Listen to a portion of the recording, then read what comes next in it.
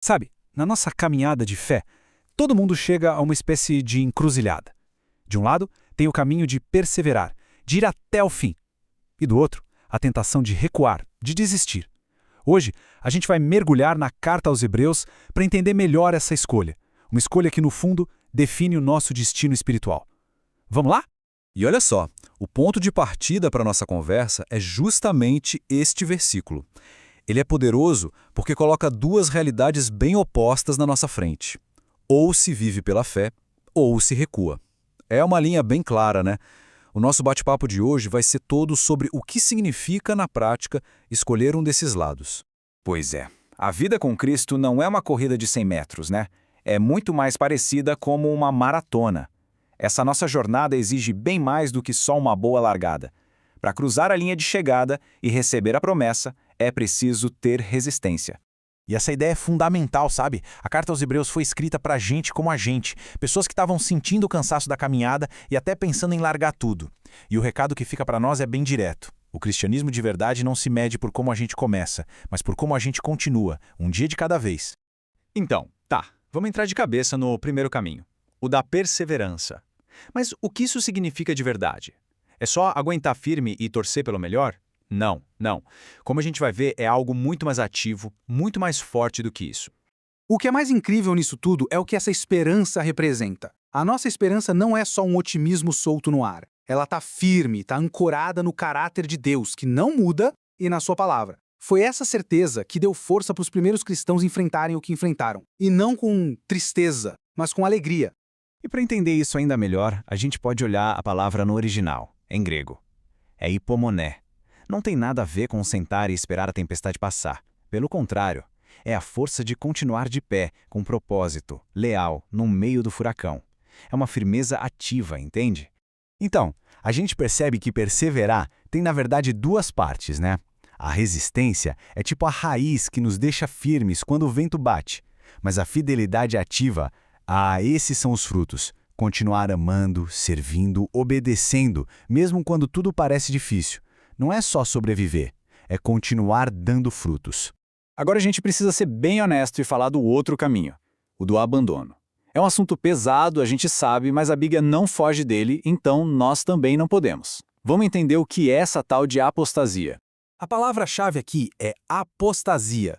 E é importante a gente entender, não estamos falando de um tropeço, de um momento de dúvida ou de um erro que se comete. Apostasia é uma escolha consciente, deliberada, de virar as costas para uma verdade que um dia foi abraçada.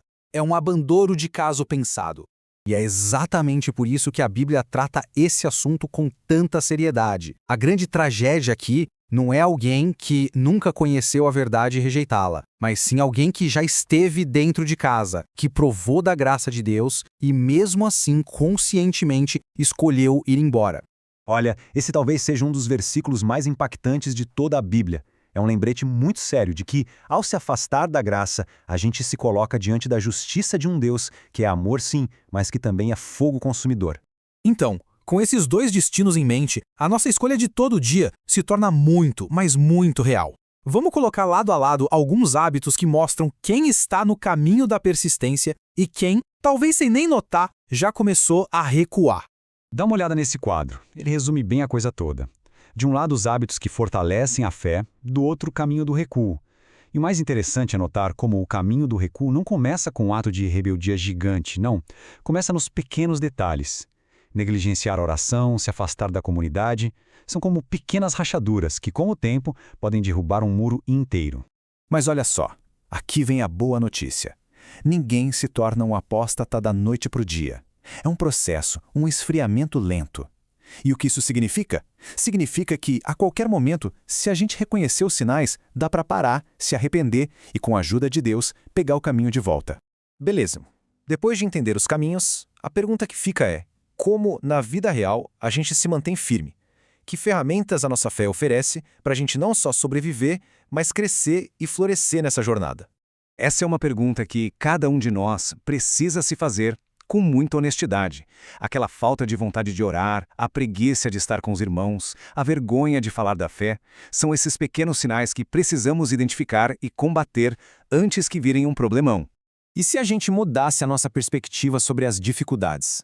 A Bíblia ensina que elas têm um propósito, sabia?